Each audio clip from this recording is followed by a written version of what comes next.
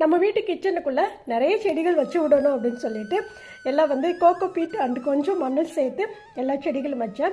இந்த snake plant எல்லாமே நம்ம வீட்டிலே இருந்தது, கொஞ்சம் கொஞ்சம் தொட்டியில் அங்கங்கே வச்சுருந்தது. அது நிறைய வந்து சிம்பாக விட்டு அப்படியே ஃபுல்லாக தளைஞ்சு வந்திருந்தது. அதே போல் மணி பிளான்ட் செடியுமே நல்லா கொத்து கொத்தாக இருந்தது. ஒரு தொட்டி ஏற்கனவே உடஞ்சிருச்சு. சரி, அதில் உள்ள மணி பிளான்ட்டை எடுத்து ஒரு பாட்டு இருந்தது, அந்த பாட்டுக்குள்ளே வச்சு விட்டுறலாம். ஏன்னா இதில் வச்ச மண் எல்லாமே இறுகிருச்சு. அதனால தான் நான் வந்து இந்த கோகோ பீட்டு வாங்கினேன். மண் இறுகினோடனே என்ன ஆகுது அப்படின்னா மணி பிளான்ட் வந்து ஒரு மாதிரி கருக ஆரம்பிக்குது. அதோட வளர்ச்சி வந்து ரொம்ப கம்மியாச்சு.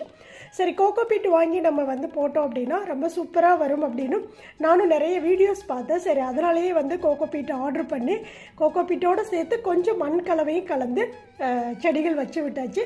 இப்போ கிச்சனுக்குள்ளே சூப்பராக இருக்குது. யாருக்கெல்லாம் இன்டோர் பிளான்ட்ஸ் வச்சு வளர்க்க பிடிக்கும் அப்படிங்கிறத உங்களுடைய கமெண்ட்ஸில் சொல்லுங்கள்.